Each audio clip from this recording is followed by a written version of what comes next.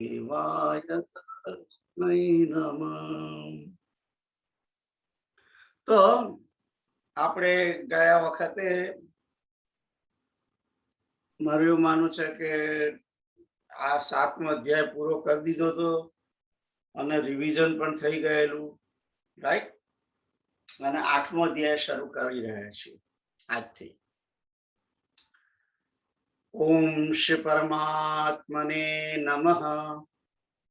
Arjun ઉવાચ Kim તદ્બ્રહ્મ Kim અધ્યાત્મં Kim કર્મ પુરુષોત્તમં અધિભૂતં ચ Kim પ્રોક્તં અધિદૈવં કિમુચ્યતે અધિયજ્ઞઃ કથં કોત્ર દેહેસ્મિન Madhusudan પ્રયાણ કાલે ચ કથં નેયોસી નિયતાત્મભી. તો 11મા અધ્યાયની 8મા અધ્યાયની શરૂઆતમાં જ અર્જુન બે પ્રશ્ન પૂછે છે, બે શ્લોકમાં પ્રશ્ન પૂછે છે અને કહે છે કે અર્જુન વાચ કિમ તદ બ્રહ્મ કિમ તત બ્રહ્મ કિમ અધ્યાત્મમ કિમ કર્મ પુરુષોત્તમમ અધિભૂતમ ચ કિમ પ્રોક્તમ અધિદૈવમ કિમ ઉચ્યતે. આ ફર્સ્ટ નું જે સંધિ છૂટી પાડીને જે બોલે છે એ મેં તમને કહ્યું. તો પહેલો એનો પ્રશ્ન, જો આ 8મા અધ્યાયની જે શરૂઆત છે એ પ્રશ્નથી શરૂ કરે છે એમણે. અને પ્રશ્ન એટલા માટે અર્જુને પૂછ્યો કે 7મા અધ્યાયના અંતની અંદર ભગવાને 2-3 વસ્તુ કહી દીધી અને એ શબ્દો એ જાણતો જ નથી ક્યારે પણ. કોઈ દિવસ એને સાંભળ્યા જ ના હોય એ રીતે વાત કરે છે. તો 7મા અધ્યાયની અંદર કહ્યું તું છેલ્લા 2 શ્લોકની અંદર, જરા મરણ મોક્ષાય મામાશ્રિત્ય તંતિતે તે તદ્બ્રહ્મ તત્વિદુઃ કૃત્સ્નમ અધ્યાત્મમ કર્મ ચાખિલમ. પહેલો તો એવું કહ્યું હતું. એટલે એમાં એવું કહ્યું ભગવાને કે જરા મરણ એટલે વૃદ્ધાવસ્થા અને મરણથી છૂટવા માટે જે મારો આશ્રય લઈને પ્રયત્ન કરે છે, યતંતી એટલે પ્રયત્ન કરે છે, અને મામ આશ્રિત્ય એટલે મારો આશ્રય લઈને એ જે પ્રયત્ન કરતા હોય છે એ લોકો કહે છે કે તે એટલે કે તેઓ બ્રહ્મ તત્વિદુ, તે કહે છે કે તે બ્રહ્મને જાણે છે.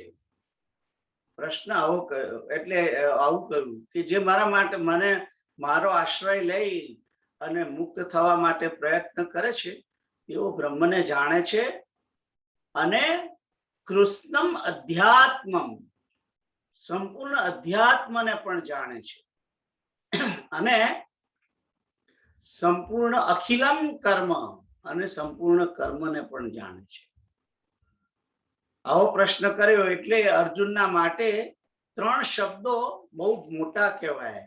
એને ખબર નથી કે અધ્યાત્મ શું છે, બ્રહ્મ શું છે અને કર્મ શું છે. હવે જો કર્મની વાત તો આવી ગઈ છે, આગળના 6 અધ્યાયની અંદર કર્મની વાત આવી ગયેલી ને. પહેલા 6 અધ્યાયની અંદર ભગવાને કર્મયોગ વિશેની જ વાત કરી છે. તેમ છતાં અહીંયા આગળ 8મા અધ્યાયની અંદર એ પ્રશ્ન કરે છે કિમ કર્મ, અને પહેલા શ્લોકની અંદર કહે છે કિમ બ્રહ્મ કિમ તદ બ્રહ્મ. તે બ્રહ્મ શું કહ્યું તમે? આ બ્રહ્મ શું છે અને કર્મ શું છે? આ અધિભૂત શું કહ્યું અને અધિદેવ કોને કહેવાય છે? આ પ્રશ્ન પહેલા જ શ્લોકની અંદર કહ્યો છે. અને તો આ જે પહેલો જે શ્લોક છે એ પહેલો શ્લોક નો રેફરન્સ 7મા અધ્યાયની અંદર છે. 7મા અધ્યાયના છેલ્લા શ્લોકોની અંદર ભગવાને અધિભૂત, અધિદૈવ, અધિયજ્ઞ આ બધું કહ્યું. બ્રહ્મ, કર્મ, અધ્યાત્મ, તો આ બધા શબ્દો જે છે એ અર્જુનને કઈ બહુ મોટા લાગ્યા, એટલે અર્જુને પ્રશ્ન પૂછ્યો છે. એટલે પહેલી તો વસ્તુ એ છે કે પ્રશ્ન પૂછવો જોઈએ.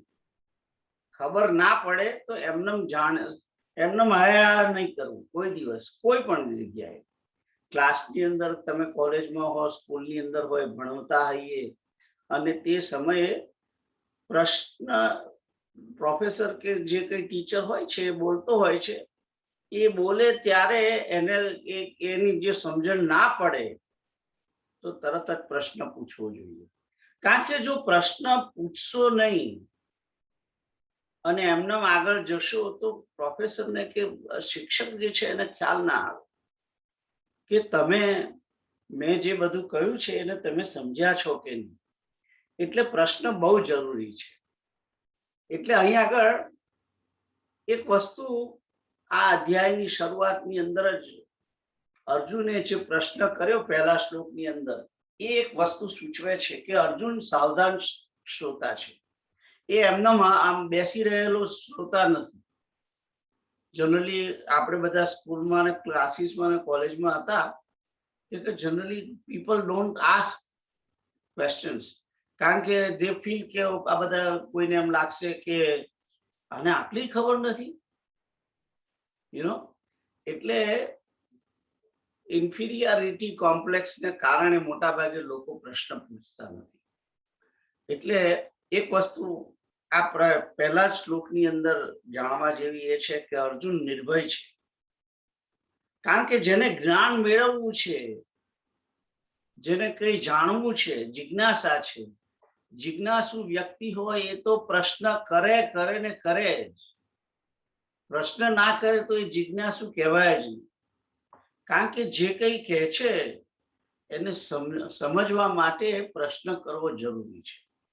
તો અહીં આગળ આ પહેલા શ્લોકની અંદર ખાલી એટલું જ કહ્યું છે, અર્જુને પ્રશ્ન જ પૂછ્યો છે, કિમ તદ બ્રહ્મ, તે બ્રહ્મ શું કહ્યું તમે? અને કે છે કે કર્મ શું? હવે કર્મ વિશે તો કેટલી બધી વાતો આગળ કરી ગયા છે, પણ અહીં આગળ ભગવાન,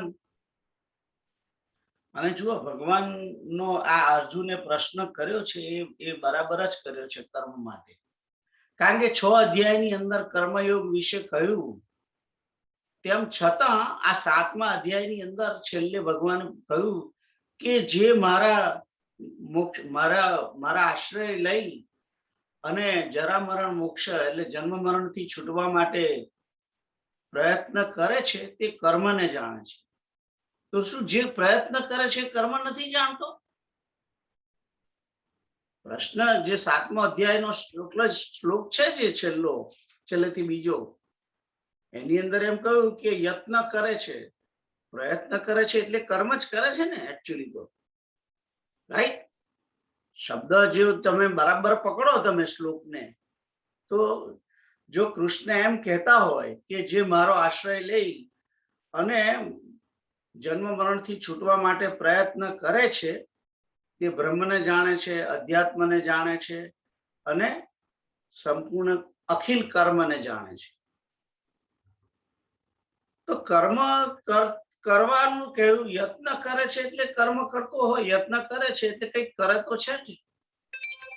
પણ અહીં આગળ ભગવાને આવું કહી અને એક બીજો સંકેત કર્યો છે કે ભગવાનના મતે કર્મ શબ્દ છે એ બીજો અર્થ છે.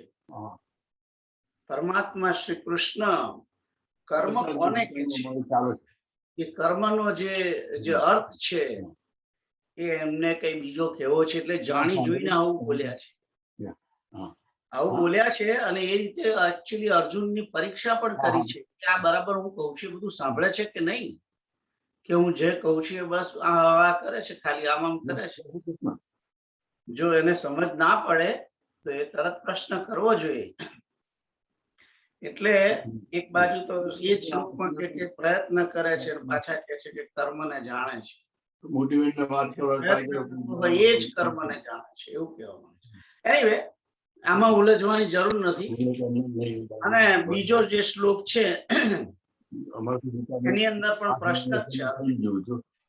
અર્જુનનો પ્રશ્ન છે અધિયજ્ઞ કથમ કો અત્ર દેહેસ્મિન મધુસૂદન. છે કે અત્ર એટલે અહીંયા કે છે કે અધિયજ્ઞ કોણ છે અને આ શરીરની અંદર કેવી રીતે રહે છે. દેહેસ્મિન મધુસૂદન. અને કે છે કે પ્રયાણ કાલે ચ કથમ. અને પ્રયાણ કાલે ચ કથમ જ્ઞેયોસી નિયતાત્મભી. નિયત આત્મભી એટલે કે જે પોતાના આત્માને સંયમમાં રાખવા વાળો જે છે, નિયમમાં ચિત્તને વશ રાખવા વાળો જે વ્યક્તિ છે એ પ્રયાણ કાલે એટલે કે આ શરીરને છોડીને જતો હોય છે તે વખતે કે છે કે એને તમે કેવી રીતે જાણો, એ કેવી રીતે એ જાણે છે તમને, આવો પ્રશ્ન પૂછ્યો છે. કારણ કે આગળ જે પ્રશ્ન જે કર્યો છે અધિયજ્ઞ અને પ્રયાણ કાલે, રાઈટ, બીજો શ્લોક છેલ્લો શ્લોક હતો એમાં કહ્યું કે પ્રયાણ કાલે ચ મામ તે વિદુર્યુક્ત ચેતસ. કે છે કે અંતે જ્યારે આ શરીર છોડીને જાય છે ત્યારે મને જ પામે છે, મને જાણે છે, એમ કે છે. વિદુહ એટલે મને જાણે છે કે મને પામે છે. અને અધિયજ્ઞ એટલે આ જે બીજો જે શ્લોક છે એ બીજો શ્લોક જે કયો એના એ 7મા અધ્યાયનો છેલ્લો જે આ શ્લોક હતો એ છેલ્લા શ્લોકના કારણે એના ઉપર પ્રશ્ન કર્યો છે. એટલે એના જે આ 2 શ્લોકોમાં 2 પ્રશ્ન છે અને એ પ્રશ્નનો જવાબ ભગવાન શું આપે છે એ આપણે જોઈએ. તો આ આઈ થિંક 2 શ્લોકમાં તો કઈ ખબર જાણવા જેવું નથી. ખાલી અર્જુન પ્રશ્ન પૂછે છે બેઝિકલી કે આ બ્રહ્મ શું, અધ્યાત્મ શું, અધિયજ્ઞ શું, કર્મ શું, અને અંતકાલે કે છે કે પ્રયાણ કાલે જ્યારે આ જીવ શરીરને છોડે છે તે વખતે એ કેવી રીતે તમે જાણો છો, એ તમને કેવી રીતે જાણે છે, એવો પ્રશ્ન કર્યો છે. તો બેઝિકલી ક્વેશ્ચન યા તમે કદાચ કહ્યું હશે પણ મને યાદ નથી. અધિભૂત, અધિદેવ અને અધિયજ્ઞ એનો મતલબ શું થાય? અધિયજ્ઞમાં મેં તમને કહ્યું હતું કે આત્મા અથવા જીવ અથવા તો પરમાત્મા. તો અધિયજ્ઞ જે છે એ આત્મા કે પરમાત્મા, મેં એવું કહ્યું હતું. અને અધિભૂત એટલે 5 મહાભૂતો મેં તમને કહ્યા હતા. અને અધિયજ્ઞ પણ હું કહું એના કરતા ભગવાન શું કહે છે એ જોઈશું હમણાં આગળ, રાઈટ. સાધિભૂતાધિદૈવમ મામ કે છે કે અધિભૂત સાથે અધિદૈવ સહિત એ અધિયજ્ઞ સહિત મને જાણે છે. એ 7મા અધ્યાયનો છેલ્લો શ્લોક હતો એ મેં તમને કહ્યો હતો, બરાબર છે? મેં લખ્યું હતું પણ તમે કહ્યું ત્યારે મને દેખાયું પાછું. એનીવે, તો અહીં પ્રશ્ન આ પહેલા 2 શ્લોકોની અંદર અર્જુન ખાલી પ્રશ્ન પૂછે છે. એટલે કે કારણ કે એને ખ્યાલ ના આવ્યો કે આ બધું શું કહ્યું, એટલે પ્રશ્ન કરે છે. અને હવે એનો જવાબ આપે છે ભગવાન. કેવી રીતે જવાબ આપે છે એ જોઈએ. તો કેતુલ તમે વાંચો.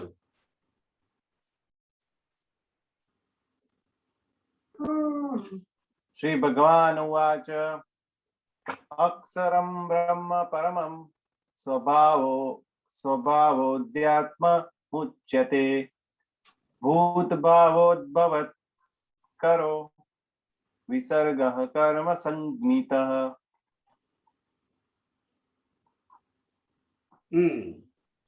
તો કે છે કે અક્ષરમ બ્રહ્મ પરમં સ્વભાવોધ્યાત્મ મુચ્યતે ભૂત ભાવોદ્ભવ કરો વિસર્ગ કર્મ સંજ્ઞિત.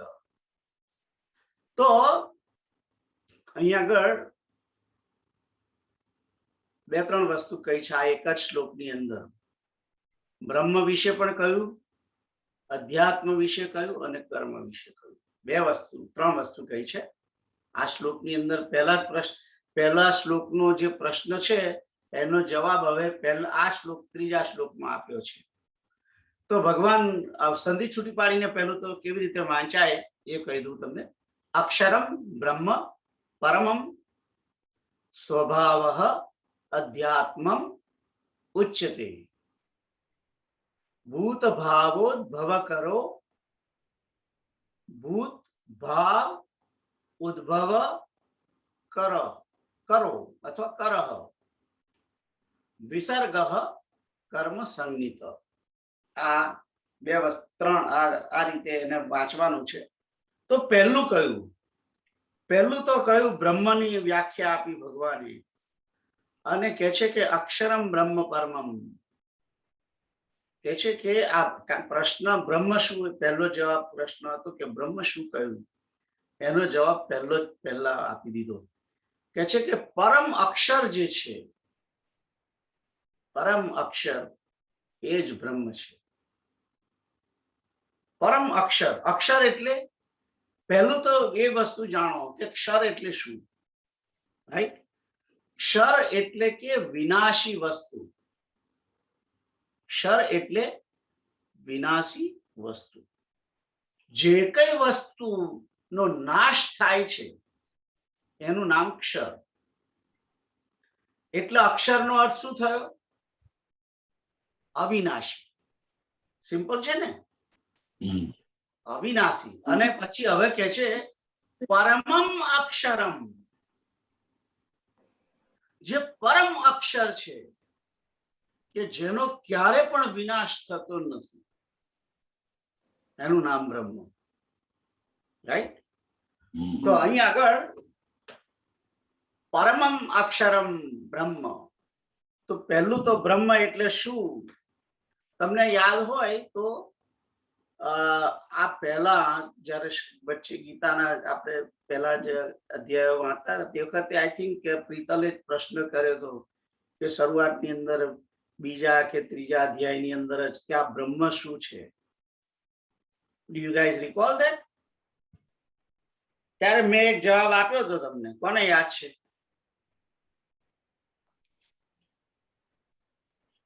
યાદ નથી. જવાબ યાદ નથી. જવાબ યાદ નથી. ઓલરાઈટ.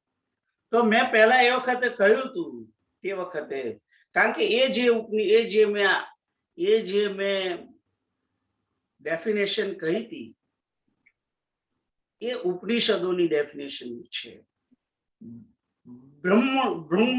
બ્રહ્મણ્યતિ ઇતિ બ્રહ્મ.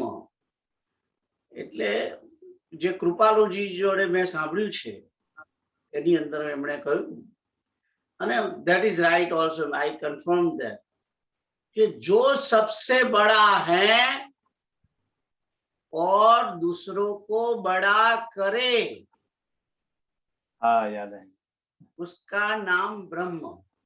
આ મેં પહેલા કહ્યું હતું, બહુ પહેલા કહ્યું હતું, if you recall. તો જે સૌથી મોટું છે અને બીજાને મોટું કરે. આપણા બધામાં કેવું છે? આપણે મોટા તો થવું છે, રાઈટ? બીજાને નાના કરે. નથી થવા દેતા.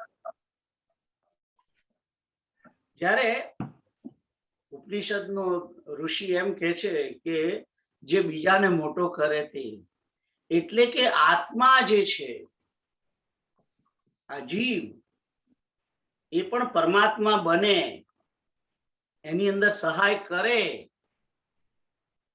આત્મા નો વિકાસ થાય અને એને વિકાસ કરીને પોતાના લેવલ સુધી લઈ જાય, આત્માને પરમાત્મા તત્વ સુધી લઈ જાય, ये ब्रह्म. ख्याल आयो? जो सबसे बड़ा है और दूसरों को बड़ा करे.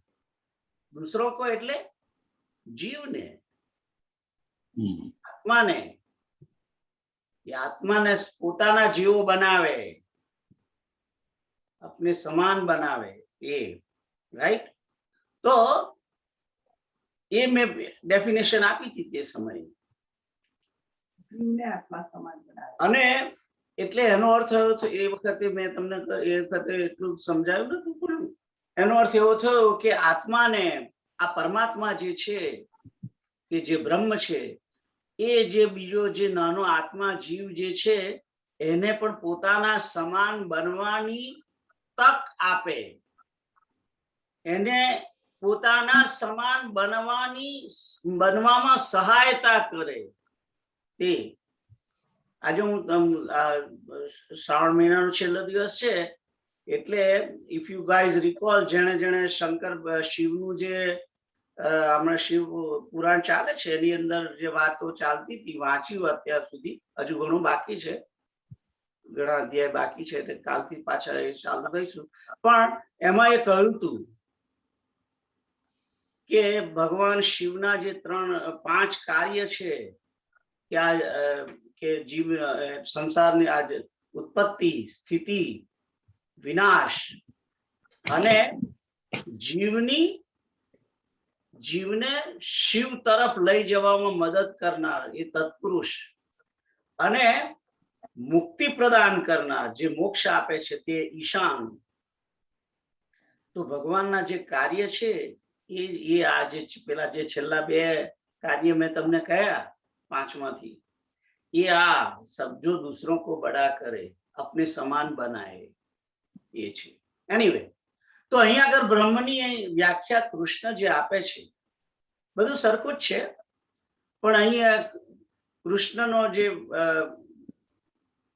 એ અભિગમ છે અક્ષર. અક્ષર એટલે કે વિનાશી અને અક્ષર એટલે જેનો વિનાશ ક્યારેય થતો નથી તે. અને એટલે વિનાશ નથી થતો એમાં તો કોણ આવ્યું? બીજા અધ્યાયમાં આવ્યું હતું. આપણે બીજા અધ્યાયની અંદર આત્મા વિશેની જે બધી વાતો આવી હતી તેમાં આત્મા વિશે કહ્યું હતું. હું તમને કહું કયો શ્લોક છે, પછી બતાવો, હું તમને કહું કયો છે.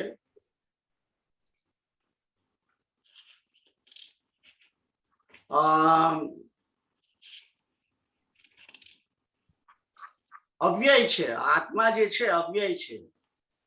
બીજા અધ્યાયનો 22મો શ્લોક, સોરી 21મો શ્લોક હતો. વેદા વિનાશિનમ નિત્યમ એનજમ અવ્યયમ કથમ સ પુરુષઃ કમ ઘાતયતિ હંતિકમ. તો ત્યાં આગળ જે આત્માના જે શ્લોકો હતા આત્માના સંબંધી, એની અંદર આત્માને અવ્યય કહેલો, આત્મા અવિનાશી છે એવું આપણે બીજા અધ્યાયના 21મા શ્લોકની અંદર આત્માની જે ડેફિનેશનો જે હતી એની અંદર એ બધા ઘણા શ્લોકો છે એમાં, પણ એની અંદર કહ્યું હતું કે કોઈ ક્યારેય મરતો નથી અને છેદાતો નથી ને સળગતો નથી ને એ બધું કહ્યું હતું ને, સુકાતો નથી. એટલે બેઝિકલી ભગવાને તે વખતે ત્યાં કહ્યું હતું કે આ આત્મા અવિનાશી છે, કાયમ છે, એનો ક્યારેય નાશ નથી. એ સમજાવેલું બીજા અધ્યાયની અંદર, રાઈટ? તો એ વખતે કહ્યું હતું ભગવાને એ શ્લોકોની અંદર કે આત્મા છે એ અવિનાશી છે. એટલે એનો અર્થ એવો થયો, પણ આત્મા અવિનાશી છે એટલે આત્મા પણ અક્ષર છે. ખ્યાલ આવ્યો? પણ અહીં આગળ બ્રહ્મની જે વ્યાખ્યા આપી છે એ બ્રહ્મની વ્યાખ્યાની અંદર લખ્યું છે પરમમ અક્ષરમ. અક્ષરનો અર્થ એટલે કે આત્મા, અને પરમમ અક્ષરમ એટલે કે જે પરમ અક્ષર છે, જે સૌથી ઉત્તમ શ્રેષ્ઠ આત્મા છે. પરમ આત્મા એટલે કે પરમાત્મા એ જ બ્રહ્મ છે. એટલે ભગવાન કૃષ્ણ જે અહીં કહી રહ્યા છે અક્ષર, રાઈટ? આપણે અક્ષર એટલે કે જે ક્યારેય વિનાશ પામતો નથી તે. અને આ આત્મા પણ, આપણો આત્મા ક્યારેય વિનાશ નથી પામતો. એ તો આપણે આગળ બીજા અધ્યાયની અંદર બધું શીખી ગયા ને, જાણી લીધું ને એ બધું, કે આત્મા ક્યારેય મરતો નથી. અને પણ આત્મા તો અનેક છે, એટલે અનેક આત્માઓની અંદર જે પરમ આત્મા છે એ પરમ આત્મા એ જ બ્રહ્મ છે એમ કહેવા માંગે છે, રાઈટ? એટલે અહીં આગળ બ્રહ્મની વ્યાખ્યા જે આપી છે પરમમ અક્ષરમ, અને એ પણ સાચી જ છે, ધેટ ઇઝ રાઈટ ઓલ્સો. પેલી જે આ મેં પહેલા જે મેં બ્રહ્મની વ્યાખ્યા આપી હતી કે જો સબસે બડા है और दूसरों को बड़ा करे, એ પણ બરાબર છે. એ એના વિશેષણ ઉપરથી, એના કાર્ય પરથી ડેફિનેશન હતી કે જે સૌથી મોટું છે અને બીજાને મોટું કરે છે, એટલે એના કાર્ય ઉપરથી આપી હતી ડેફિનેશન. અહીંયા આગળ એની તત્વથી વ્યાખ્યા આપેલી છે કે અવિનાશી તત્વ છે. એટલે બંને જુદું નથી, બંને એક જ છે. જે પેલી મેં ડેફિનેશન આપી હતી એ પણ સાચી છે ને આ પણ સાચી છે. ખ્યાલ આવ્યો? I think anybody have a question? કારણ કે આ જે હવે જે 2-3 શ્લોકો પહેલા, હવે 3, 4, 5 જે શ્લોકો છે એ થોડા ટફ છે સમજવામાં. એટલે if you cannot understand right away, you just let me know. Okay? તો પહેલો મેં તમને કહ્યું કે બ્રહ્મ શું? એટલે પરમમ અક્ષરમ, પરમ અવિનાશી તત્વ જે છે તે બ્રહ્મ. એટલે ક્યારે બી તમે વિચાર કરો, બ્રહ્મ એટલે જ ભગવાન, બ્રહ્મ એટલે જ પરમાત્મા, રાઈટ? અને એ પરમ તત્વ જે છે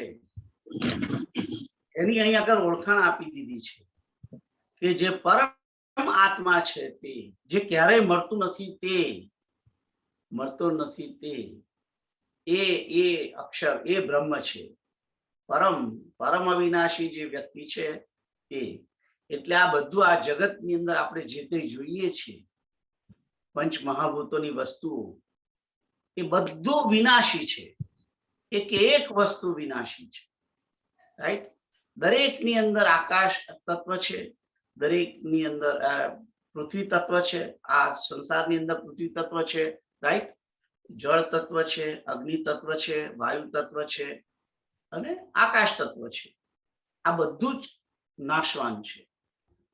જે દેખાય છે નરી આંખે એ બધું એક વખત નાશ પામવાનું છે. ક્યારે? કોઈને ખબર નથી. ક્યારે? કોઈને ખબર નથી, રાઈટ? પણ બ્રહ્મ એટલે શું? એટલે કે જે અક્ષર છે, જેનો ક્યારેય વિનાશ થતો નથી તે આત્મા જે છે. આપણા બધા અંદર, આપણી અંદર જે ચેતન સચ્ચિત આનંદ સ્વરૂપ જે આત્મા છે, તે આત્મા એ એકદમ સૂક્ષ્મ છે. અને સૂક્ષ્મ આત્મા જે છે એ પણ અવિનાશી છે, એ પણ મળતો નથી. એ બધી વાતો આવી ગઈ બીજા અધ્યાયની અંદર. પણ આટલા અનંત આત્માઓ છે કે બધા બ્રહ્મ નથી. એમાં જે પરમ આત્મા જે છે એ જ બ્રહ્મ છે. પણ બધા જ આત્માઓ બ્રહ્મ થઈ શકે એવી શક્યતા છે. ખ્યાલ આવ્યો?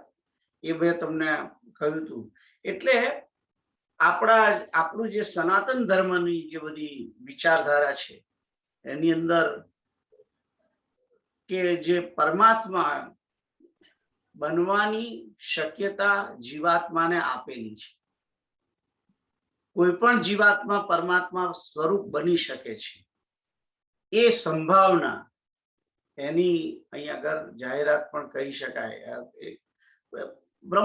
બ્રહ્મ જે છે એ એમ કે બની શકે, કોઈ પણ આત્મા એ પરમ આત્મા બની શકે. સારું, તો આટલે સુધી તો ખબર પડી ગઈ પહેલા 3 અક્ષર. હવે બીજી વાત છે. પછી કહે છે કે સ્વભાવો અધ્યાત્મમ ઉચ્યતે,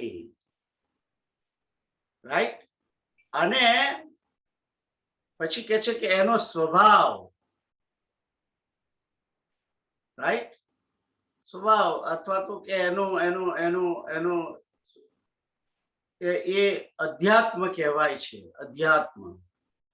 અધ્યાત્મ એટલે કે એમ કે એનો સ્વભાવ શું છે?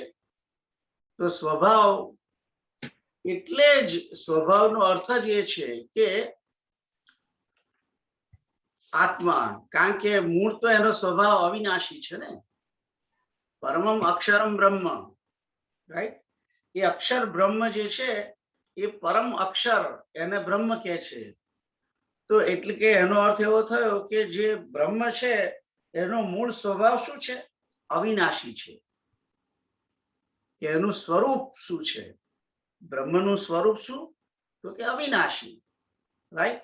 એટલે એનો મૂળ સ્વભાવ છે એ જે અવિનાશી તત્વ, એ જે એનો સ્વભાવ છે એને અધ્યાત્મ કહેવાય છે. એને અધ્યાત્મ કહે છે, રાઈટ? એટલે જુઓ, આપણે જ્યારે ઘણી વખત વ્યક્તિ હોય છે એને માટે શબ્દ વાપરવામાં આવે છે કે બહુ આધ્યાત્મિક વ્યક્તિ છે. Do you understand that? કે બહુ આધ્યાત્મિક વ્યક્તિ છે, એટલે કે એનો સ્વભાવ જે છે એ પરમાત્મા તરફનો છે. પરમાત્માનો જે સ્વભાવ જે છે એ બાજુ બહુ ઢળેલો છે. એ અધ્યાત્મી છે. એમ એનો સ્વભાવ એટલે જે અવિનાશી તત્વ જે છે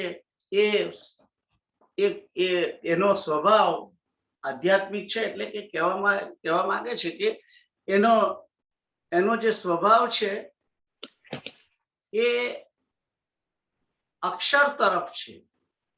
એ હંમેશા ચેતનને જુએ છે.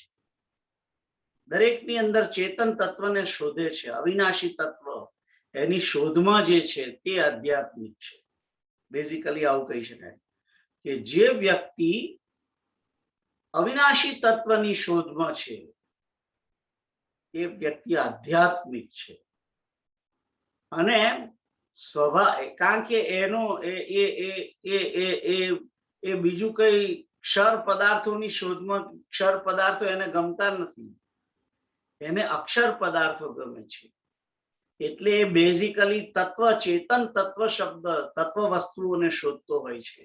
એના તરફ એનો લગાવ છે, રાઈટ? એટલે કહ્યું સ્વભાવો અધ્યાત્મમ ઉચ્યતે.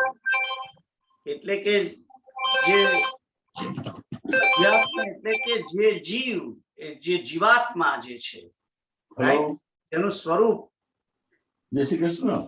આત્માનું જે સ્વરૂપ, પરમાત્માનું જે સ્વરૂપ છે એ અવિનાશી તત્વ, એક આત્મા, My sister passed away. એ અધ્યાત્મ છે એમ કે છે. અને પછી તો I think everybody understand this? બધાને ખ્યાલ આવ્યો? Alright. પછી બીજી લીટી જે છે એમાં લખ્યું છે ભૂત ભાવો ઉદ્ભવ કરો વિસર્ગ કર્મ સંગીત. એટલે કે છે કે ભૂતોના ભાવોની ઉત્પત્તિ કરવાનો જે વિસર્ગ છે કે આ સંસાર વિકસે, આ સંસાર વધે, અથવા તો જે ભૂતો જે છે એનો વિસ્તાર થાય, એનો ભાવનો વિસ્તાર થાય, આ સંસારનો વિસ્તાર થાય અને આ સંસારની આબાદી વધે. ભૂત ભાવ ઉદ્ભવ કર, એની આબાદી વધે એવા જે કઈ કર્મ છે, એવા જે કઈ વિસર્ગ છે. પહેલું તો તમને શબ્દ લાગશે કે આ વિસર્ગ શબ્દ શું આવ્યો, રાઈટ? તો પહેલા મેં, ઇફ યુ ગાઈઝ રિકોલ, મેં તમને પહેલા સર્ગ શબ્દની વાત કરી હતી કે જે 5 મહાભૂતો સુધીની જે સૃષ્ટિ છે એને સર્ગ કહે છે.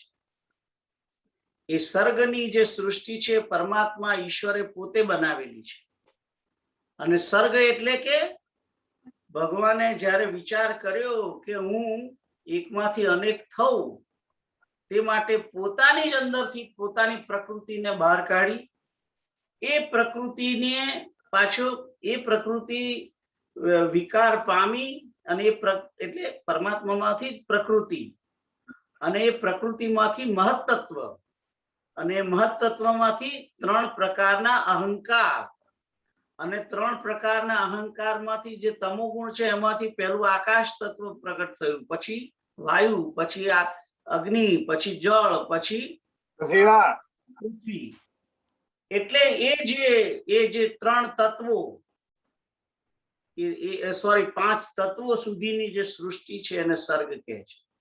અને એની અંદર પાછું રજોગુણની અંદર બધા ઇન્દ્રિયો, જ્ઞાનેન્દ્રિયો ને કર્મેન્દ્રિયો, મન બુદ્ધિ અહંકાર એ બધું આવે એ બરાબર છે. અને સત્વગુણથી પ્રગટ થયું એ જે ઇન્દ્રિયોના દેવતાઓ પ્રગટ કર્યા ભગવાને. તો આટલે સુધીની જે સૃષ્ટિ જે બની એને સર્ગ કહે છે. અને ત્યાર પછી ભગવાને પોતે પ્રવેશ કર્યો અને વિરાટ સ્વરૂપ પ્રગટ થયું, આ સર્ગ છે. અને વિસર્ગ એટલે કે ભગવાન નારાયણ જે વિરાટ સ્વરૂપ છે એની નાભીમાંથી બ્રહ્મા ઉત્પન્ન થયા છે. અને એ બ્રહ્માએ જે સૃષ્ટિ કરી અને બ્રહ્માએ જે આ સંસારને વધારવા માટેનો પ્રયત્ન કર્યો એને વિસર્ગ કહે છે. એને ભગવાનની વિસર્ગ લીલા કહે છે, એને વિસર્ગ કહે છે. તો અહીંયા આગળ એમ કે છે એટલે બ્રહ્માએ શું કર્યું? પહેલી તો વનસ્પતિ પ્રગટ કરી, રાઈટ? વનસ્પતિ પ્રગટ કરી, પછી પશુઓ પ્રાણીઓને પ્રગટ કર્યા, પછી મનુષ્યને પ્રગટ કર્યા. મનુષ્યની જે સૃષ્ટિ છે આઈ થિંક 7મી સૃષ્ટિ, 8મી સૃષ્ટિ પ્રાણીઓની ને 9મી સૃષ્ટિ મનુષ્યોની અને 10મી સૃષ્ટિ દેવો, અસુરો, ગંધર્વો, કિન્નરો, આ બધી. તો આ બધી જે સૃષ્ટિ થઈ એને વિસર્ગ કહે છે. એટલે બ્રહ્માજીના પછી પ્રગટ થયા પછી જે આ બધું બન્યું છે, પેલા તો બેઝિક એલિમેન્ટ તૈયાર કરેલા. તમારે જો ઘડો બનાવવો હોય તો માટી લાવવી પડે, પાણી લાવવું પડે, રાઈટ? તે બેઝિક એલિમેન્ટ્સ જે છે એ 5 મહાભૂત, જ્ઞાનેન્દ્રિયો, કર્મેન્દ્રિયો, એ બધું બનાવ્યું ભગવાને પહેલા. અને એ તૈયારી કરી બધું અને આપ્યું એમને કે હવે બ્રહ્મા તમે સૃષ્ટિ કરો. અને બ્રહ્મા એ બધાને એમાંથી સૃષ્ટિ ઉત્પન્ન કરી, એ વિસર્ગ, રાઈટ? તો અહીંયા આગળ શબ્દ શું છે? ભૂત ભાવોદ્ભવ કરો વિસર્ગ કર્મ સંનિત. તો વિસર્ગ એટલે કે આ જે સંસાર, જે બધા પ્રાણીઓ બધા પ્રગટ થયા છે તે, પણ એને એ પ્રગટ થયા પછી એને સ્થિતિમાં રાખવા માટે કે એનો વિસ્તાર કરવા માટે ભૂત ભાવ ઉદ્ભવ કરો, એ જેનો વિસ્તાર કરવા માટેની જે ક્રિયાઓ છે એને કર્મ કહે છે.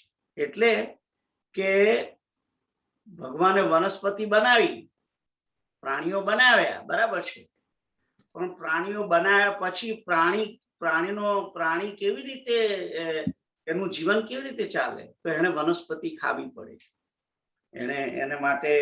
એના માટે કર્મ કરવાનું છે, રાઈટ? એ વનસ્પતિ ઉગાડવાની, ધાન્ય જે છે એનું ઉત્પન્ન કરવાનું. એટલે જે આ સંસાર ને ચાલુ રાખવા માટે જે કંઈ કરવું પડે, વનસ્પતિની ઉત્પત્તિ, બીજો ને આ બધું જે અન્ન પ્રગટ કરવાનું, એ બધું જે છે એને કરવા માટે જે પ્રયત્નો થાય છે તે બધું એને કર્મ કહે છે. એટલે કે યજ્ઞ જે આપણે કરીએ છીએ, યજ્ઞથી વરસાદ થાય છે, આવ્યું હતું કે પેલા 3જા કે 4થા અધ્યાયની અંદર કે યજ્ઞ કરવો. બેઝિકલી યજ્ઞ કરવો એટલે કે બીજાને આપવું, બીજાને પરમાત્મા સ્વરૂપ સમજીને બીજાને આપવું, એનું નામ યજ્ઞ, રાઈટ? એટલે એને એ જ કર્મ કહ્યું છે અહીંયા કે બીજાની ઉન્નતિ થાય, બીજાની ઉન્નતિ થાય. માણસ પોતે એકલો ખાઈને બેસી ના રહે. ખ્યાલ આવ્યો? પોતાની જેની જોડે જે છે, એટલે જુઓ જે ઈશોપનિષદ છે એમાં પહેલો શું હતું? પહેલો શ્લોક શું હતો? ઈશાવાસ્યમિદમ સર્વમ યત કિંચિત જગત્યામ જગત તેન ત્યક્તેન ભુંજીથા મા ગૃધ કશ્ય સિદ્ધન. એટલે કે આ બધું તને જે દેખાય છે એ બધાની અંદર પરમાત્મા રહેલો છે. ઈશાવાસ્યમિદમ સર્વમ, રાઈટ? આ બધા જ પ્રાણીઓની અંદર પરમાત્મા રહેલો છે. પણ કે છે કે એ બધું એકલો ખાઈશ નહીં, તેન ત્યક્તેન, એ બધા માટે તું ત્યાગ કર અને પછી ભોગવ. રાઈટ? એટલે બીજાનો વિચાર કરવો, બીજાના માટે કંઈ કરવું, એ યજ્ઞ છે. અને જે યજ્ઞ છે, કૃષ્ણ જે વિચારે છે, એમનો જે થોટ છે, એમનો જે પોતાનો વિચાર છે, એ તો એમ જ કે છે કે જે યજ્ઞ કર્મ છે એ જ સાચું કર્મ છે.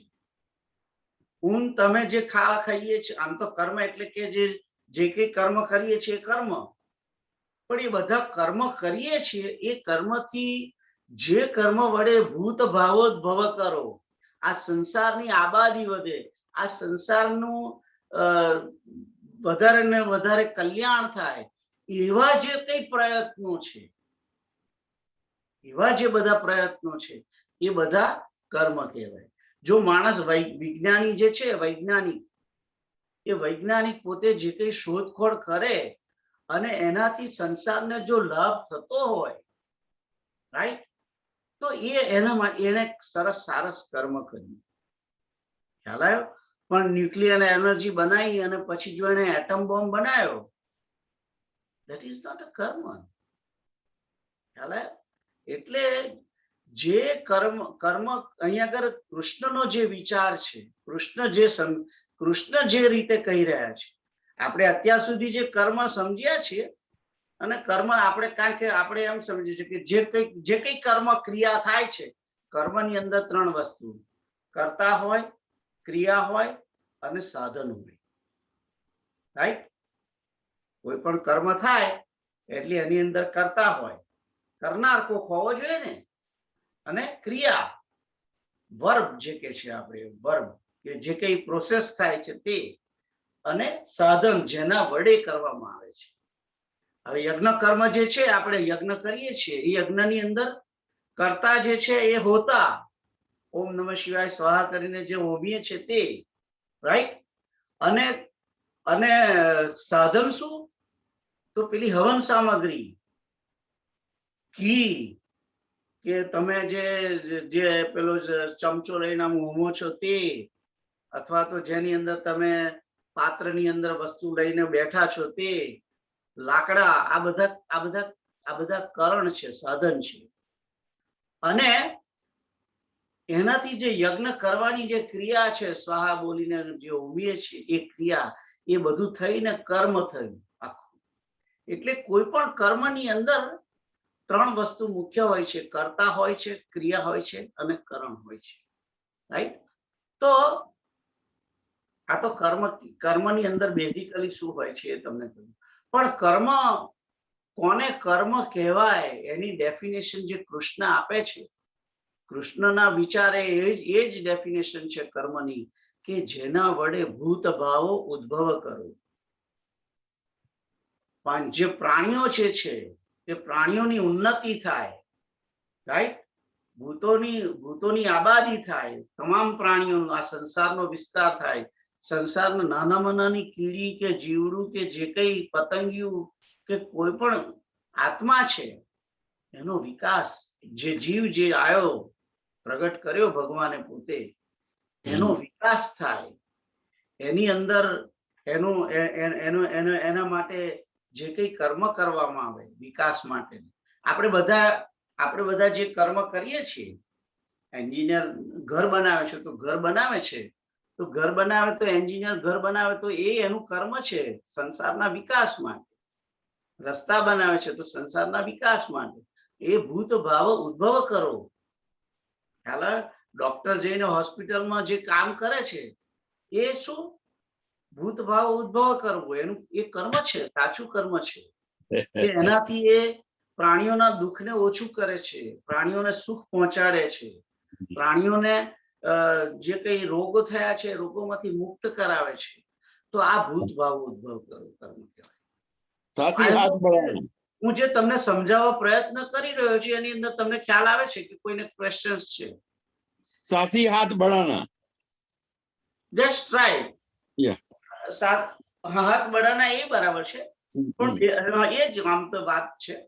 પણ ખાસ તો એના તમે જે કર્મ કરો છો એનાથી આ સંસારનું કલ્યાણ થાય, બીજાનો દુઃખ દૂર થાય, કોઈનું પોષણ થાય, કોઈનું રક્ષણ થાય, રાઈટ, અને વિકાસ થાય, આબાદી થાય.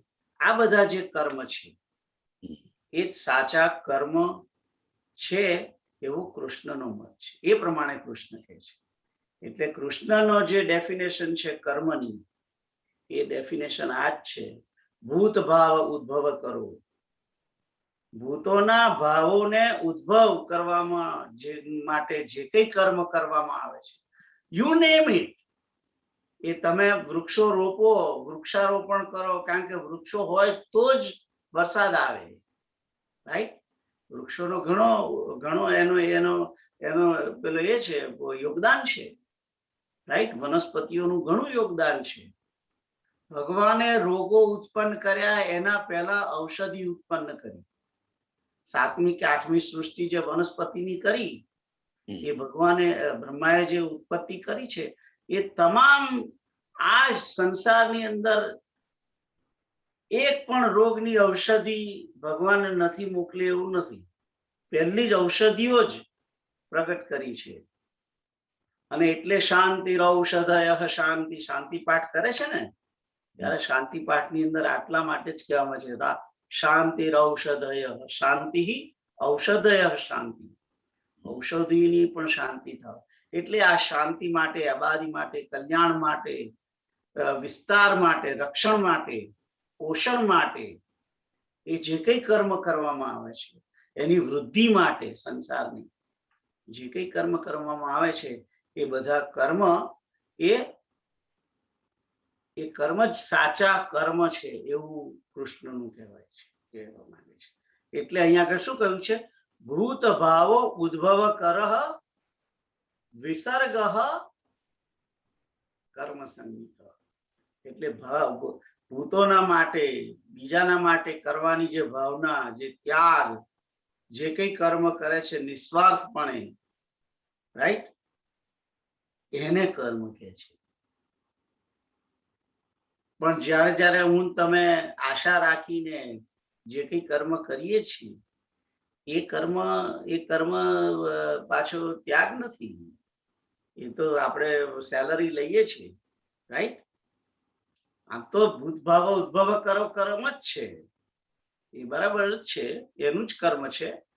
પણ કર્મ જે કૃષ્ણ કહી રહ્યા છે, કૃષ્ણની જે ડેફિનેશન છે કે કર્મ કરવું જોઈએ, કર્મ કરવું જોઈએ, કર્મ નિષ્કામ કરવું જોઈએ. આ બધી વાતો આવી હતી પહેલા, જે આપણે કર્મ યોગ કર્યો તે વખતે મેં યજ્ઞની ડેફિનેશન આપી, ત્યારે યજ્ઞની ડેફિનેશન વખતે મેં ઘણી બધી વાતો કહી હતી. ઇફ યુ ગાઈઝ રિકોલ, કોને યાદ છે? યજ્ઞ એટલે શું? યજ્ઞ એટલે કર્મ માઇનસ અહંતા, માઇનસ મમતા, રાઈટ. અને બદલા વગર જે કર્મ કરવામાં આવે છે તે, રાઈટ, સમજીને, આસક્તિ વગર, કોઈ કામના વગર, ફળની આશા રાખ્યા વગર જે કર્મ કરવામાં આવે છે એ યજ્ઞ. તો એ જે ડેફિનેશન જે યજ્ઞ કર્મની હતી મેં તમને કહી હતી, એ જ સાચું કર્મ છે એમ કહેવા માંગે છે. ખ્યાલ આવ્યો? કારણ કે જ્યારે વ્યક્તિ મમતા વગર, આશા વગર, અહંકાર વગર, ફળની આશા વગર, રાઈટ, અને કોઈ આસક્તિ વગર સહજ કર્મ કરે છે ત્યારે એ વસ્તુ કર્મ બને છે.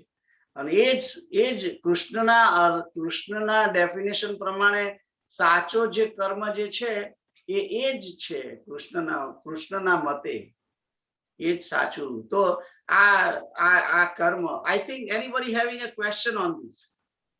કોઈને ક્વેશ્ચન છે? ખબર ના પડી હોય, ક્લેરિફિકેશન કોઈને કરવાનું? બંધન ના કરે એ કર્મ, રાઈટ? સાચું કર્મ બંધન ના કરે એ કર્મ પણ કહી શકાય. કારણ કે માણસ કર્મનું બંધન ક્યારે થાય છે? કર્મનું બંધન ત્યારે થાય છે કે જ્યારે એ ફળની આશા રાખે છે ત્યારે એ કર્મના બંધનમાં આવે છે. એટલે કર્મનું બંધન ના હોય એ વસ્તુ પણ બરાબર છે, પણ એ થોડુંક ઓછું છે. એની અંદર બંધન ના રાખે એવું જ કર્મ, પણ પૂરેપૂરું એવું ના કહેવાય. એની અંદર આજે મેં કહ્યું તમને કે અહંકાર વગર, રાઈટ, મમતા વગર, આસક્તિ વગર, ફળની આશા વગર બંધન ના રાખે. બંધન જ્યારે કોઈ પણ માણસ કર્મ ની આશા રાખીને કરે છે, અહંકૃત બુદ્ધિથી કરે છે, ત્યારે બાંધે જ છે. એટલે તમારો સ્ટેટમેન્ટ પણ બરાબર જ છે, બંધન ના કરે એ જ કર્મ. પણ કૃષ્ણ જે કહે છે કે એમ કે જેનાથી આ યજ્ઞ કર્મ જે છે એ જ સાચું કર્મ છે એમ. કારણ કે જ્યારે તમે બંધન ના કરે એ કર્મ કહો છો ત્યારે તમે તમારા પોતાના બંધનની વાત કરો છો, બીજાના કલ્યાણ માટે વિચારતા નથી.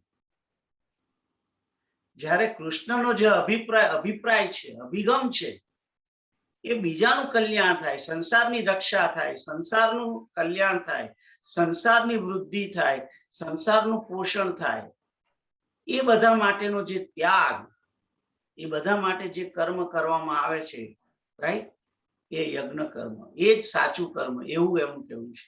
એનાથી ચોક્કસ બંધન તો નહીં જ થાય, definitely, I agree with it. પણ બંધન નહીં થાય એટલું જ, બંધન ના થાય એ જ કર્મ કહેવાય એવું નહીં. એ જ કર્મ કહેવાય એવું નહીં. બીજા મૂળ શબ્દ શું છે? જ્યારે આપણે એમ વિચારીએ છીએ કે બંધન ના થાય એ જ કર્મ સાચું કર્મ, એટલે people are own self oriented, કે મને બંધન ના થાય એવું હું કર્મ કરું, બીજાનું જે થવું હોય એ થાય, રાઈટ. પણ કૃષ્ણની વાત એવી નથી. કૃષ્ણ તો બીજાના માટે જ કર્મ કરવાની વાત છે. પહેલું બીજાનું વિચારે છે, એના ફળ સ્વરૂપ પેલું શું કહેવાય કે બાય પ્રોડક્ટમાં તમને જે કંઈ મળવાનું છે, મુક્તિ ને બધું, એ તો મળશે તમને. એ રીતે બંધન નહીં લાગે, એ બંધન ના થાય, એ તો બાય પ્રોડક્ટ છે. મૂળ આશય સંસારની રક્ષા, સંસારને નું પોષણ, સંસારનું કલ્યાણ, એ સંસારનું સુખ, સંસારની વૃદ્ધિ, એ બધું જે કર્મ છે તે કર્મ. આઈ હોપ કિરીટંકલ તમને ખબર પડી, રાઈટ? હવે હું શું કહેવા માંગુ છું? ઓકે, તમે કૃષ્ણ. આપણે કર્મના 3 વિચાર કરી શકીએ. સત્કર્મ કે બીજાના કલ્યાણ માટેનું કર્મ, એ આપણા માટેનું, અને પાપ કર્મ બીજાને નુકસાન થાય એવું પાપ કર્મ. 3 ભાગ ના પડી શકે એમાં. તમે જે કીધું બધું સત્કર્મ, જે કૃષ્ણ ભગવાન કહે છે એને સત્કર્મ કહી શકાય. કર્મ શું કે આપણે રોજ કરીએ છીએ આપણા માટે, બરોબર? કૃષ્ણ એ સાંભળો,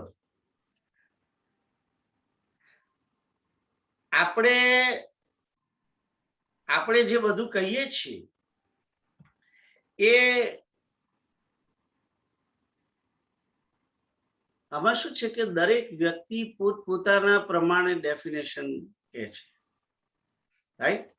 એટલે તમે કહો છો કે સત્કર્મ એ જ સારું કર્મ, પણ ભગવાનના દ્રષ્ટિએ તો સત્કર્મ એ જ કર્મ એમ કહેવા માંગે છે કૃષ્ણ. ખ્યાલ આવ્યો? એમનું જે ગોલ જે છે એ તો એમ કે છે કે કોઈ પણ કર્મ જે આ રીતે હોય એને જ હું કર્મ ગણું છું એમ કે છે. એટલે માણસ જ્યારે એની દ્રષ્ટિ, જ્યારે સૂર્ય પ્રકાશ હોય, હું તમને બીજી રીતે કહું, સોરી, સૂર્યનારાયણને એમ પૂછે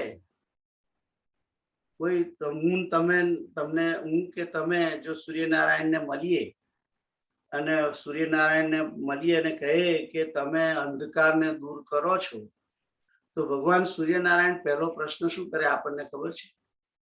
અંધકાર એટલે શું? એમને ખબર નથી. અંધકાર એટલે શું? જ્યાં સૂર્ય નારાયણે અંધકારને જોયો જ નથી, બરાબર. એના માટે તમ છે જ નહીં. ખ્યાલ આવ્યો તમને શું કહેવા માંગુ છું?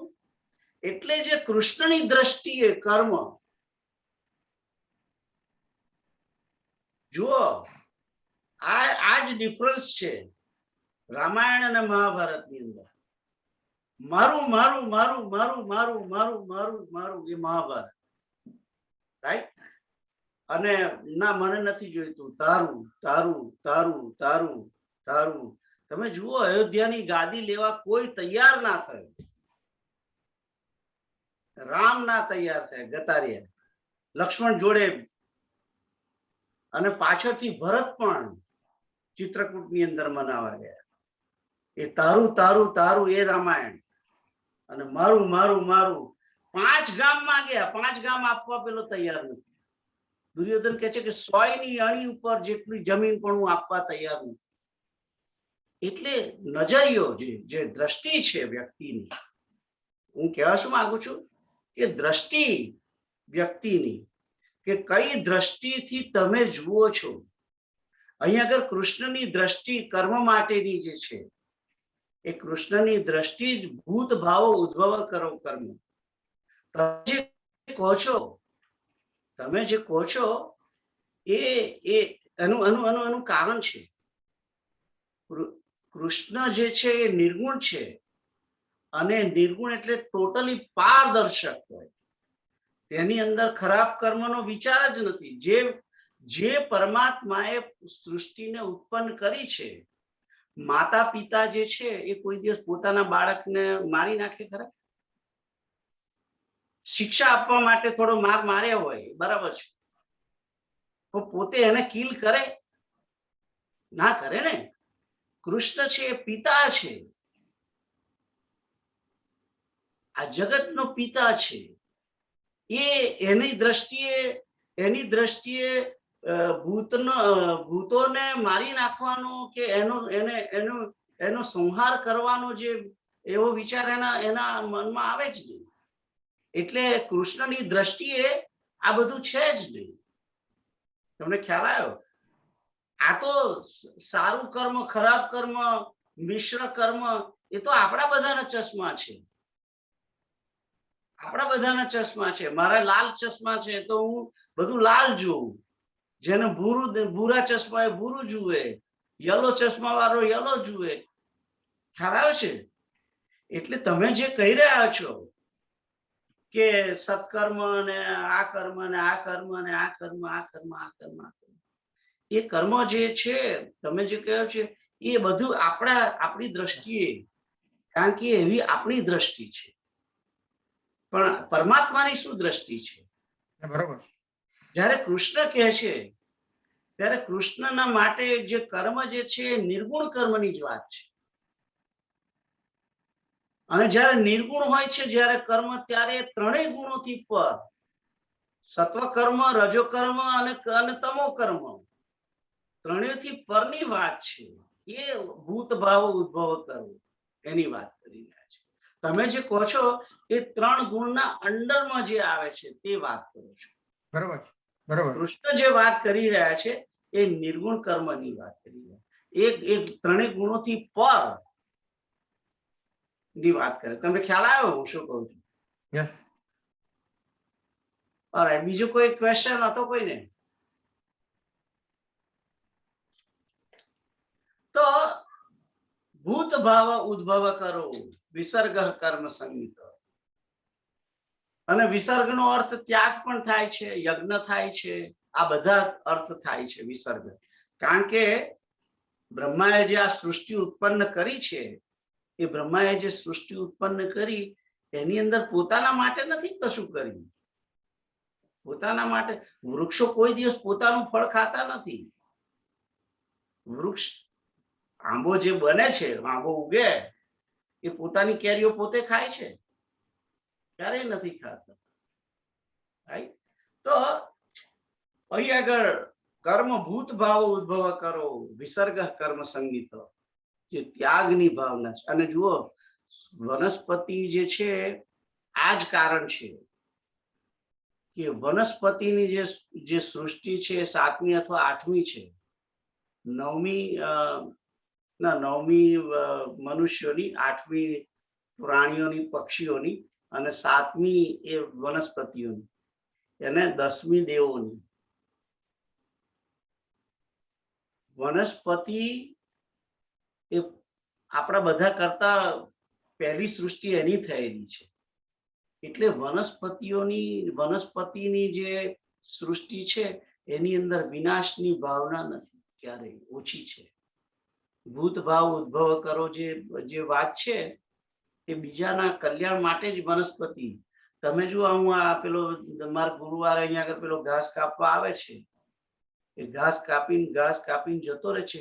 એ ઘાસ કોઈ દિવસ કમ્પ્લેન નથી કરતું કે કેમ મને કાપો છો. પેલું આપણે તો ઝાડને શેપ આપવા માટે કટ કરીએ છીએ, રાઈટ? બધી જ વનસ્પતિઓ જે છે એ આ સંસારની અંદર પોષણ માટે બનાવેલી છે, અને એ સંસારનું કલ્યાણ જ કરી રહી છે. પ્રાણવાયુ સૌથી વધારે પેલા ડાઉનમાં બ્રાઝિલમાં કેમ વધારે છે? અને પ્રાણવાયુની ફેક્ટરી કેમ કહી છે? કારણ કે હવાનું જે એ છે એની અંદર ઓક્સિજન તો સૌથી વધારે વનસ્પતિ પૂરો પાડે છે, રાઈટ? અને દરેક રીતે અમે તો બીજા ધોરણમાં, તમે ભણેલા છો, તરુનો બહુ આભાર, જગત પર તરુનો બહુ આભાર, એવી કવિતા આવતી, રાઈટ? તો વનસ્પતિ એ મનુષ્યો કરતા પણ વધારે ભૂત ભાવ ઉદ્ભવ કરો કર્મ કરે છે. પ્રાણીઓ આપણા કરતા પણ વધારે પ્રાણીઓ કરે છે. આમ લાગે કે એમની સૃષ્ટિ તો એવી છે, પણ જુઓ, પ્રાણીઓ પોતાનું જીવન બીજાના માટે આપી દે છે ને. માણસો મીટનો આહાર કરે છે ને, નથી કરતા? તમે જુઓ, કોઈ મનુષ્યનો આહાર નહીં કરે. મનુષ્ય એવું કહ્યું કે હું તમને માર નાખો, ભૂખ લાગી તને, હાલ લે આટલો હાથ કાપી કાઢ, લે ખાઈ જા તું, એવું કોઈ કહે છે? માનવ નહીં કહે. માનવ તો બહુ સ્વાર્થી. ખ્યાલ આવ્યો? એટલે આ જે સૃષ્ટિની ભૂત ભાવ ઉદ્ભવ કરો જે છે એની અંદર યોગદાન સૌથી વધારે વનસ્પતિનું છે. અને એટલા માટે જ વનસ્પતિની ઉત્પત્તિ સૌથી પહેલી એ સૃષ્ટિ પહેલી કરી. પછી ઉત્તરોત્તર જે બધી આવી એ સ્વાર્થી જ બધી સૃષ્ટિ આવે છે. મનુષ્ય કરતા દેવતાઓ વધારે સ્વાર્થી, અસુરો વધારે સ્વાર્થી, બધી સ્વાર્થી સૃષ્ટિ 10મી સૃષ્ટિ. એનીવે, એટલી બધી સુધી વાતો કરવાની જરૂર નથી, પણ આઈ હોપ કે તમને બધાને ખબર પડી કે કર્મ કૃષ્ણની દ્રષ્ટિએ શું કર્મ. તમે કૃષ્ણદેવ જે પ્રશ્ન કર્યો ને એનાથી બહુ સરસ ઉડતું વધારે ક્લેરિફિકેશન કે કૃષ્ણની દ્રષ્ટિએ નિર્ગુણ જે વાત છે, નિર્ગુણ કર્મ એ જ સાચું કર્મ. જે તમે કહો છો એ ત્રણેય ગુણોની કર્મની વાત છે, સત્વગુણી કર્મ, રજોગુણી કર્મ અને તમોગુણી કર્મ. તો આપણે આગળ જઈએ. I hope everybody understand, right? Alright. તો બીજો આગળનો શ્લોક કૃષ્ણદેવ તમે જ વાંચો, ચાલો. અધિભૂતમ ક્ષરો ભાવ પુરુષશ્ચાધિદૈવતમ અધિયજ્ઞો હમેવાત્ર દેહે દેહભૃતાં વર. હા, તો કહ્યું છે, સંધિ છૂટી પાડીને કહે છે. પહેલા તો હું વાંચી જોઉં. અધિભૂતમ ક્ષરો ભાવ પુરુષશ્ચાધિદૈવતમ અધિયજ્ઞોહમેવાત્ર દેહે દેહભૃતાંબરઃ. તો અધિભૂતમ ક્ષરઃ ભાવઃ પુરુષઃ ચ અધિદૈવતમ અધિયજ્ઞ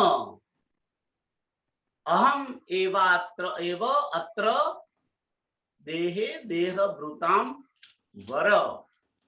તો અહીંયા આગળ શું કે છે? અધિભૂતમ ક્ષરો ભાવ. ક્ષર ભાવ વાળા જે વસ્તુઓ છે એ બધી અધિભૂત છે એમ કે છે. ક્ષર એટલે મેં હમણાં જ આગળ કહ્યું, ક્ષર એટલે વિનાશી. બરાબર? ક્ષર એટલે વિનાશી. એટલે વિનાશી જે પદાર્થ છે, જેનો નાશ થઈ જાય છે, જે કન્ટિન્યુઅસલી ડિટરિયોરેશન ટુવર્ડ્સ ધ ઝીરો, એવા જે બધા પદાર્થો છે એ બધા અધિભૂત છે. એટલે હવે તમારે આ પહેલું તો આટલું વસ્તુ સમજી લો. ક્ષરભાવઃ અધિભૂત. જે વિનાશી છે એ બધું અધિભૂત છે. એટલે અધિભૂત ની અંદર આ ફ્લાવર પણ આવી જાય. જો અહીંયા આગળ ફ્લાવર છે, એ ફ્લાવર અધિભૂતમાં આવે. કેમ આવે? કારણ કે એ ફ્લાવર જે છે એનો વિનાશ થવાનો. આ શરીર છે એનો વિનાશ થવાનો.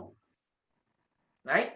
એટલે એ પણ વિનાશ થતો નથી, એ દેખાતો નથી.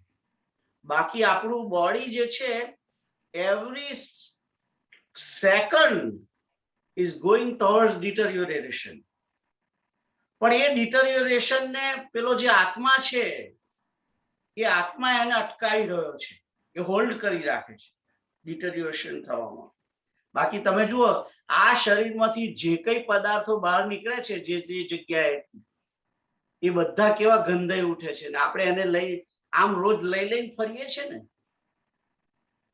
આ શરીરની અંદર બધા જ ગંદકીના પદાર્થ. આ બેઝિકલી આ બોડી શું છે? It's a bag of all bad items. અંદરથી આત્મા નીકળી જાય તો પછી એ કોઈને ભેટે ના ભેટે. બીવે. અડવા પર શબ પડ્યું, કોઈ અડવા તૈયાર નથી. એટલે જે ક્ષર ભાવ જે છે એ અધિભૂત છે. 5 મહાભૂતો, પૃથ્વી, જળ, અગ્નિ, વાયુ, આકાશ, એ અધિભૂત છે. જે કઈ વસ્તુ આ જગતમાં દેખાય છે બધી જ અધિભૂત છે. જે કઈ આ ડિટરિયોરેશન જેનું થઈ રહ્યા છે, લાકડું હોય કે ગમે તે હોય, એ કોવાય એટલે ડિટરિયોરેશન. આ ઘર આવડું મોટું છે પણ એ ટાઈમ થાય એટલે એ ડિટરિયોરેશન થવાનું છે એનું. નોટ ઓનલી ધેટ, ક્લેના વાસણો પણ ડિટરિયોરેટ થાય એટલે ટાઈમ લાગે. ઈંટો જે છે, ઈંટો જેને પકવીને માટીને ગરમ કરીને એને સ્ટ્રોંગ બનાવીને એને વેધર પ્રૂફ બનાવીને જલ્દી ડિટરિયોરેટ ના થાય એવી બનાવી છે ને. પહેલા તો તમે વિચારો નહીં, તમે જોયા નથી, પણ મેં તો જોયા છે માટીના ઘરો. અને હજુ અમુક જે થર્ડ વર્લ્ડ કન્ટ્રી છે, ઇન્ડિયાથી પણ વધારે, જે એવા કન્ટ્રીઓમાં માટીના ઘરો છે. અફઘાનિસ્તાનમાં જાઓ કે પાકિસ્તાનમાં જાઓ, બાંગ્લાદેશમાં જાઓ, ઇવન ઇન્ડિયામાં પણ છે.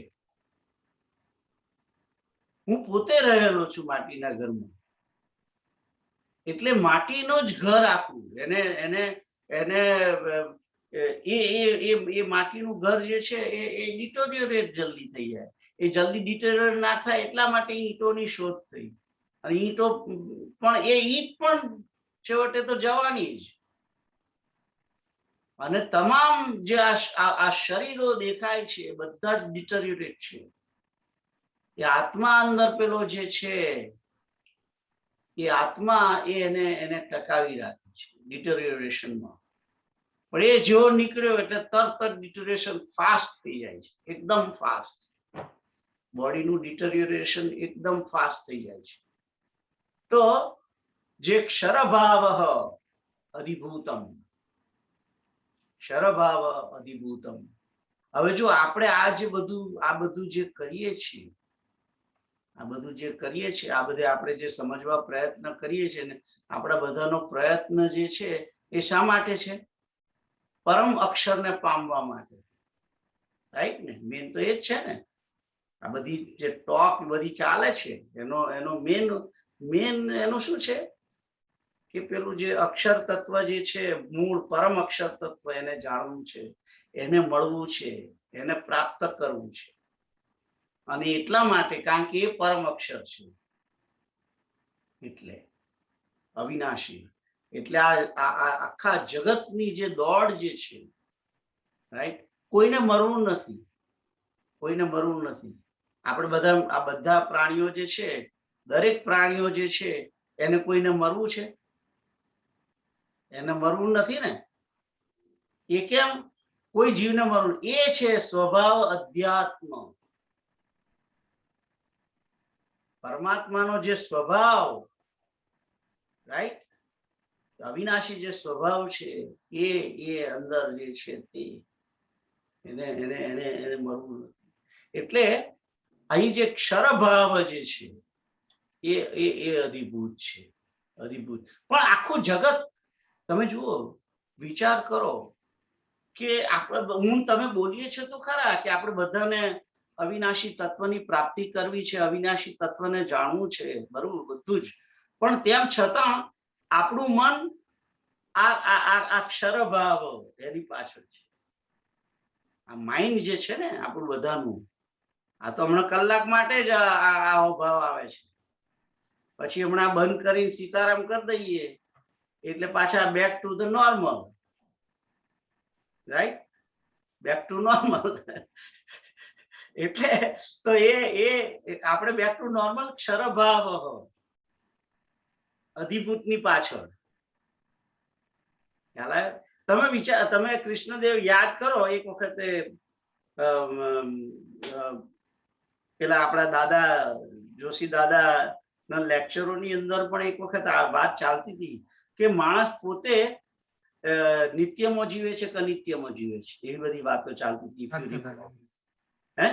નિત્ય એ જ અવિનાશી અને અનિત્ય એટલે અવિનાશી, રાઈટ. એટલે જ્યારે વ્યક્તિનો ભાવ દરેકની અંદર નિત્યને શોધવા પ્રયત્ન કરવો, અવિનાશી તત્વને શોધવા પ્રયત્ન કરવો, એના પ્રાપ્તિ માટે, એની માટે જે એ કરવાનો જે છે એ જ અધ્યાત્મ, રાઈટ. પણ જે ક્ષરભાવની પાછળ, અનિત્યની પાછળ, અવિનાશી તત્વોની પાછળ, રાઈટ. એટલે તો કૃષ્ણએ કહ્યું કે જેને ભજવાથી વિનાશી ફળ મળે છે એ દેવો છે, પણ મને જે ભજશે એ અવિનાશી ફળને પામશે. કારણ કે પોતે અવિનાશી છે, પરમ અક્ષર છે કૃષ્ણ.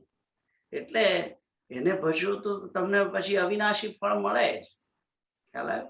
એટલે પણ અહીં આગળ આ બધું પાછળ હું ઘડીએ આમ પાછળ જઉં છું, આગળ જઉં છું, એનાથી તમને પાછળના જે બધા શ્લોકો સમજાયેલા છે એને કોન્ટેક્ટ રેફરન્સ થી વધારે ને વધારે અન્ડરસ્ટેન્ડિંગ થાય, ખ્યાલ આવ્યો? તો ક્ષરભાવ અધિભૂતમ. અને આખું જગત જે છે ડિટોરિયોરેશન પાછળ છે, આખું જગત. તમે જુઓ આ બધા પહાડો જે ઓગળ્યા છે અને બધું ડિટોરિયોરેટ થઈ નથી, લેન્ડસ્લાઇડ થાય છે, એ શું છે? ક્ષરભાવ. કારણ કે બધા પદાર્થોની અંદર નિર્જીવ છે, એટલે એ ડિટોરિયોરેટ થઈને નીચે આવવાના બધા પર્વત, લેન્ડસ્લાઇડ થાય ને પછી એ બધું વિનાશ થાય છે, જે બધું એ ક્ષરભાવ, રાઈટ. તો એ અધિભૂત છે, એ બધા જે પદાર્થો છે અધિભૂત. એટલે જે ભગવાન સમજાવવા માંગે છે કે કઈ વસ્તુ અધ્યાત્મ, કઈ વસ્તુ બ્રહ્મ અને અધિભૂત કયું, એ કહ્યું. હવે કે છે કે અધિદૈવ, અધિદૈવ કોને કહે છે? કે પુરુષશ્ચાદિ દૈવતમ. તો હિરણ્યમય પુરુષ જે છે, પુરુષ એ અધિદૈવ છે. એટલે અહીંયા આગળ અધિદૈવ તરીકે બ્રહ્માની વાત કરેલી છે. જનરલી બ્રહ્મા અથવા તો પ્રજાપતિ જેને કહે છે, અથવા તો જેને સૂત્રાત્મા, જે સૌથી પહેલો જે પુરુષ છે આ જગતની અંદર, બ્રહ્મા.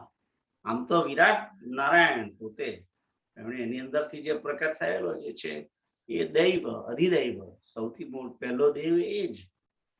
પેલા તો પરમાત્માની કેટેગરીમાં છે નારાયણ, રાઈટ? તો આ એ અધિદૈવ છે, પુરુષ.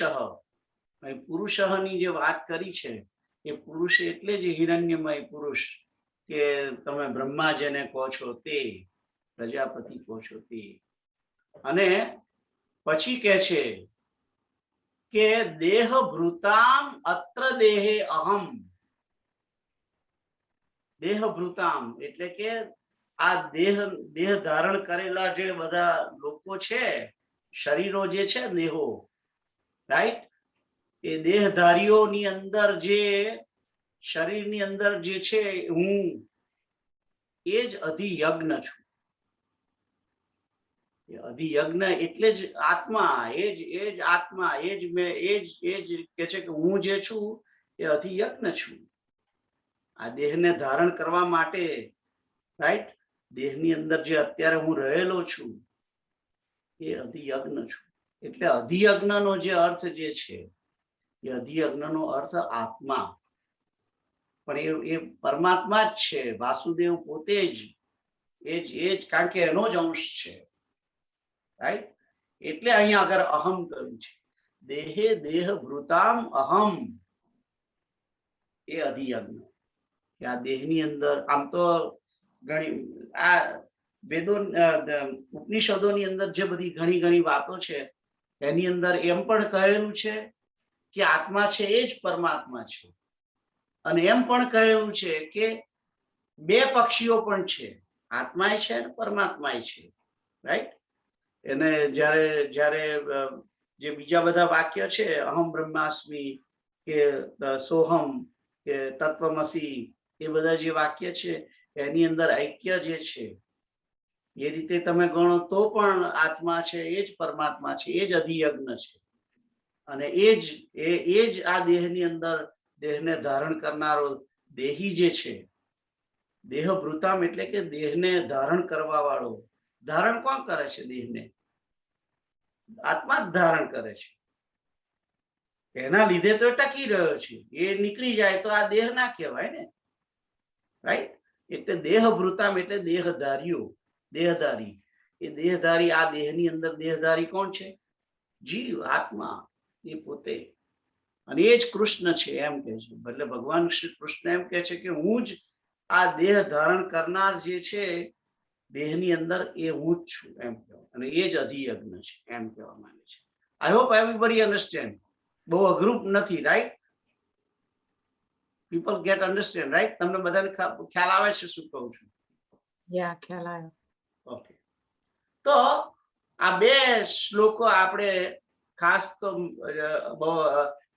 ત્રણ શ્લોક, જો સોરી, બે જ કર્યા. આ બે શ્લોક જે છે, આમ તો ચોથો કહેવાય, પણ ભગવાનના જવાબ તરીકે તો બે જ હજુ તો આયા છે. તો આ બે શ્લોક આજના માટે બહુ ઇનફ છે. આઈ હોપ 9:28 થઈ છે, રાઈટ?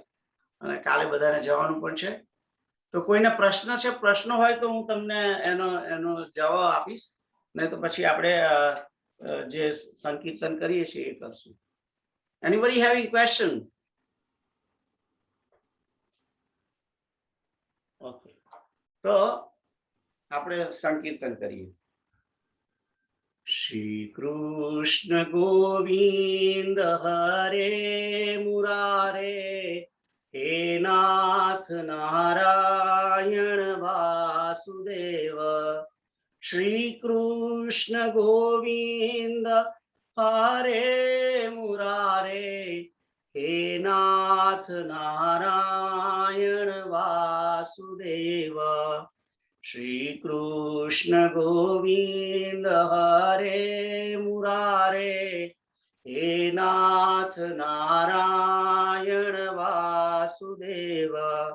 श्री कृष्ण गोविंद हरे मुरारे, हे नाथ नारायण वासुदेव।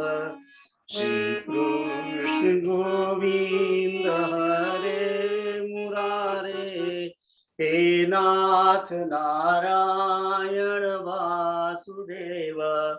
श्री कृष्ण गोविंद हरे मुरारे, हे नाथ नारायण वासुदेव। श्री कृष्ण गोविंद हरे मुरारे, हे नाथ नारायण वासुदेव। श्री कृष्ण गोविंद हरे मुरारे, हे नाथ नारायण वासुदेव। ओम पूर्णमदः पूर्णमिदं पूर्णात् पूर्णमुदच्यते, पूर्णस्य पूर्णमादाय पूर्णमेवावशिष्यते। हरिः ओम सर्वे भवन्तु सुखिनः, सर्वे सन्तु निरामयाः, सर्वे भद्राणि पश्यन्तु, मा कश्चित् दुःखमाप्नुयात्। ओम तत्सत्, ओम तत्सत्, ओम तत्सत्, ओम तत्सत्। जय श्री राम। જય શ્રી રામ. જય Siyaram. Thank you professor. Sitaram.